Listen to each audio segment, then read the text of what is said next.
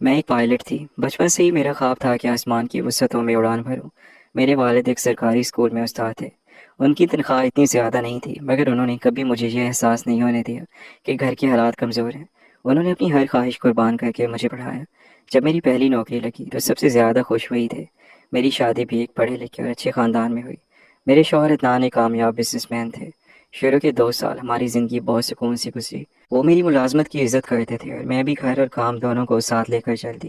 مگر میری ساس شروع سے ہی میری ملازمت کے سخت خلاف تھیں۔ وہ چاہتی تھی کہ میں پائلٹ کی نوکری چھوڑ کر ہمیشہ کے لیے گھر سنبھالوں۔ جب بھی میں کسی فلائٹ پر جاتی وہ کسی نہ کسی بات پر مجھے تانے ضرور دیتی۔ کبھی کہتی کہ گھر کی بہو کا دن رات سفر کرنا اچھا نہیں لگتا، کبھی کہتی کہ نوکری کرنے والی عورتیں کبھی اپنے گھر کی نہیں ہوتی۔ شروع میں عدنان میری حمایت کرتے تھے، مگر وقت کے ساتھ ساتھ وہ بھی اپنی والدہ کی باتوں سے متاثر ہونے لگے۔ روزانہ ان کے سامنے یہی بات دہرائی جاتی کہ میں اس گھر سے زیادہ اپنی نوکری اور اپنے میکے کو اہمیت دیتی ہوں۔ ایک دن میری فلائٹ سے واپسی ہوئی ہی تھی کہ چھٹیوں کی مزدوری مل گئی۔ میں نے سوچا چند دن آرام کروں گی۔ ابھی میں نے سامان رکھا ہی تھا کہ میرے چھوٹے بھائی کا فون آیا۔ اس کی آواز کانپ رہی تھی۔ اس نے کہا، باجی ابو کئی دنوں سے شدید بیمار ہیں۔ پہلے انہوں نے ہمیں منع کیا کہ تمہیں پریشان نہ کریں، مگر اب حالت بہت زیادہ خراب ہوتی جا رہی ہے۔ اگر ہو سکے تو فوراً آ جاؤ۔ یہ سنتے ہی میرے قدموں تلے سے زمین نکل گئی۔ میں نے عدنان کو بتایا۔ انہوں نے کہا، تم فوراً جاؤ، میں یہاں پر سب کچھ سنبھال لوں گا۔ میں اسی وقت میکے روانہ ہو گئی۔ گھر پہنچی تو ابو کو دیکھ کر میری آنکھوں سے آنسو نکل آئے۔ چند ہی دنوں میں وہ بہت کمزور ہو چکے تھے۔ پہلے ہمیشہ ہنسنے والے انسان اب خاموش لیٹے تھے۔ میں نے ان کا ہاتھ پکڑا تو انہوں نے بمشکل آنکھیں کھولی اور مسکرا کر بولے، بیٹا تم آ گئی، اب مجھے کچھ نہیں ہوگا۔ میں نے فیصلہ کیا کہ جب تک ابو کی طبیعت بہتر نہیں ہو جاتی میں واپس نہیں جاؤں گی۔ میں خود انہیں دوا دیتی، کھانا بناتی اور رات بھر ان کے پاس بیٹھی رہتی۔ پہلے دن عدنان نے فون کیا، ابو کی طبیعت کا پوچھا اور اچھے سے بات کی۔ دوسرے دن بھی کیا، لیکن تیسرے دن ان کا لہجہ کچھ پتلا پتلا لگا۔ انہوں نے کہا، آخر کب تک وہیں رہو گی؟ میں عدنان کا لہجہ محسوس کر کے سمجھ گئی تھی کہ میری ساس اس کے کان بھری تھی، کیونکہ جب عدنان مجھ سے فون پر بات کر رہے تھے ان کا اسپیکر آن تھا۔ ساس ساتھ بیٹھی تھی۔ وہ بار بار عدنان سے کہہ رہی تھی کہ دیکھ لیا، جیسے ہی موقع ملا یہ تمہیں چھوڑ کر چلی گئی۔ آج باپ کی بیماری کا بہانہ ہے، کل نوکری کا بہانہ ہوگا، مگر اس کے لیے ہمیشہ سے یہ گھر آخری ترجیح ہی رہے گا۔ عدنان نے خاموشی توڑتے ہوئے کہا، زینب میں تم سے ایک بات کافی عرصے سے کہنا چاہتا ہوں۔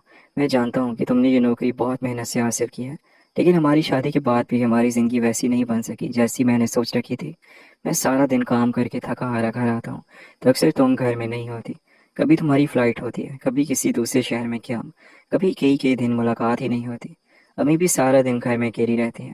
وہ تمہارے ساتھ وقت گزارنا چاہتی ہیں، مگر تم انہیں بھی وقت نہیں دے پاتی۔ مجھے ایسا لگتا ہے جیسے ہماری پوری ازدواجی زندگی صرف فون کالز اور پیغامات تک محدود ہو کر رہ گئی ہے۔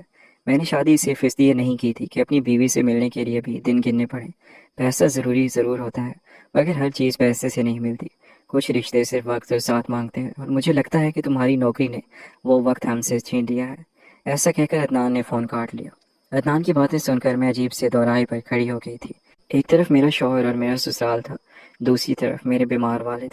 میں اچھی طرح جانتی تھی کہ اگر میں فوراً واپس نہ آ گئی تو عدنان اور میری ساس مجھ سے ناراض ہو جائیں گے، مگر مجھے یہ بھی یقین تھا کہ ناراضی ہمیشہ نہیں رہتی۔ عدنان کا مزاج میں جانتی تھی، وہ جلد غصہ کرتے تھے تو جلد مان بھی جاتے تھے۔ مجھے دل ہی دل میں امید تھی کہ چند دن بعد جب ابو کی طبیعت سنبھل جائے گی تو میں واپس جا کر انہیں سب کچھ محبت سے سمجھا دوں گی اور وہ میری بات مان جائیں گے۔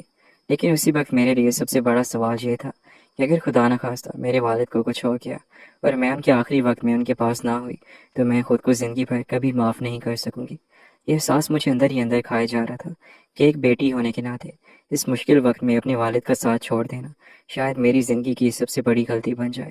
اسی لیے میں نے خاموش رہ کر اپنے دل کی آواز سنی اور فیصلہ کیا کہ پہلے اپنے والد کی خدمت کروں گی۔ مجھے ہرگز اندازہ نہیں تھا کہ میرے اس فیصلے کی قیمت میری پوری ازدواجی زندگی بن جائے گی۔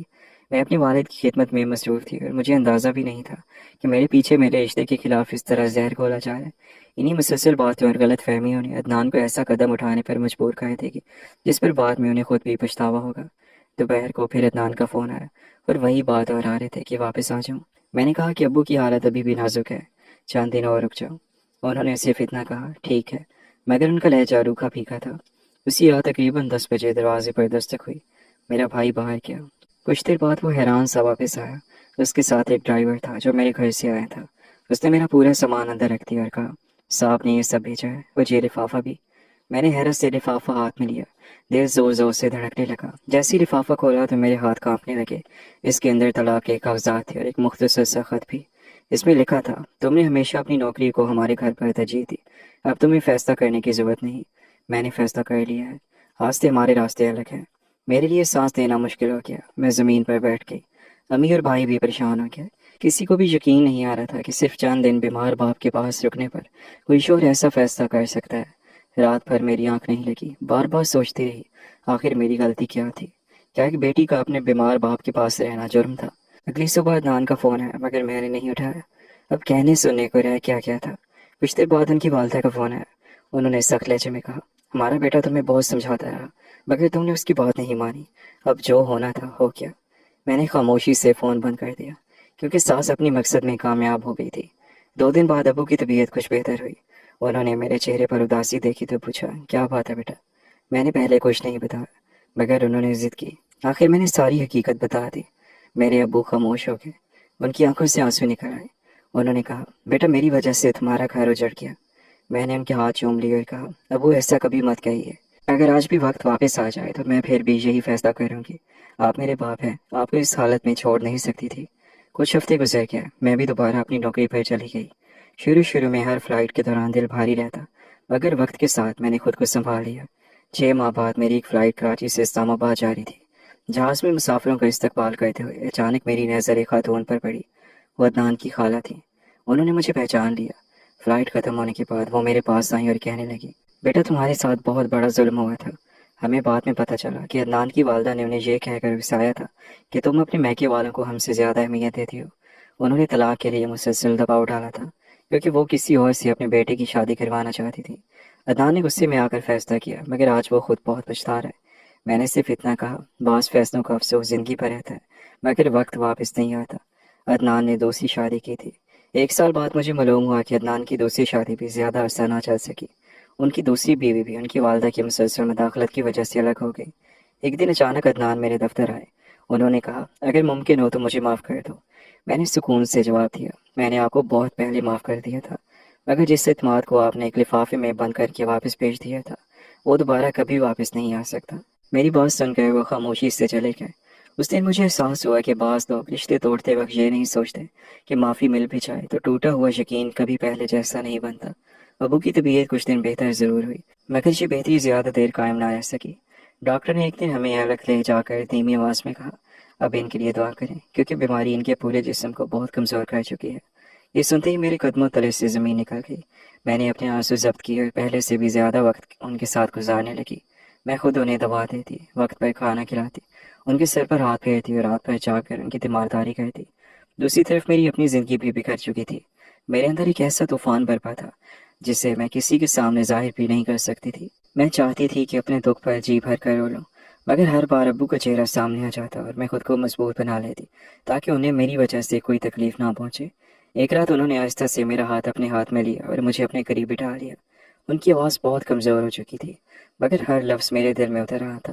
انہوں نے کہا، بیٹا اگر میں تم سے آخری بار کچھ مانگوں تو وعدہ کرو انکار نہیں کرو گی۔ میں نے روتے ہوئے فوراً کہا، ابو آپ حکم کریں۔ انہوں نے میری آنکھوں میں دیکھتے ہوئے کہا، کبھی خود کو قصوروار مت سمجھنا، تم نے ایک اچھی بیٹی ہونے کا حق ادا کیا ہے۔ اگر تم مجھے اس حالت میں چھوڑ کر واپس چلی جاتی تو شاید میں زندہ رہتے ہوئے بھی سکون نہ پا سکتا۔ اللہ گواہ ہے مجھے تم پر فخر ہے۔ ان کی یہ بات سن کر میں ٹوٹ گئی۔ میں نے ان کے ہاتھ چوم لیے اور بچوں کی طرح روتے ہوئے کہا، ابو ایسی باتیں نہ کریں، آپ مجھے چھوڑ کر کہیں نہیں جائیں گے۔ مگر وہ ہلکا سا مسکرائے اور خاموش ہو گئے۔ اگلی صبح فجر سے کچھ پہلے امی کی دل دہلا دینے والی چیخ سنائی دی۔ میں گھبرا کر دوڑتی ہوئی کمرے میں پہنچی۔ ابو کی سانسیں بہت آہستہ آہستہ چل رہی تھیں۔ میں نے ان کا ہاتھ مضبوطی سے پکڑ لیا، انہیں آوازیں دیتی رہی مگر چند لمحوں بعد ان کی گرفت ڈھیلی پڑ گئی۔ ان کی آنکھیں ہمیشہ کے لیے بند ہو چکی تھیں۔ اس لمحے مجھے یوں محسوس ہوا جیسے میری پوری دنیا میرے سامنے بکھر گئی ہو۔ میں ان کے سینے سے لگ کر بے اختیار ہوتی رہی مگر اس بار میرے آنسو انہیں واپس نہیں لا سکتے تھے۔ چند مہینوں میں میری زندگی سے 2 سب سے بڑے سہارے چھن گئے تھے۔ ایک طرف وہ باپ تھا جس نے مجھے انگلی پکڑ کر چلنا سکھایا، اپنی ہر خواہش قربان کر کے میرے خواب پورے کیے، اور دوسری طرف وہ شوہر تھا جس کے ساتھ پوری زندگی گزارنے کے خواب دیکھے تھے۔ ایک نے دنیا چھوڑ دی اور دوسرے نے میرا ساتھ چھوڑ دیا۔ میں ایک ہی وقت میں 2 ایسے رشتوں سے محروم ہو گئی تھی جن کے سہارے میں نے اپنی پوری زندگی کے خواب بنائے تھے۔ تدفین کے بعد جب سب لوگ اپنے اپنے گھروں کو واپس چلے گئے تو گھر کی خاموشی مجھے کاٹنے لگی۔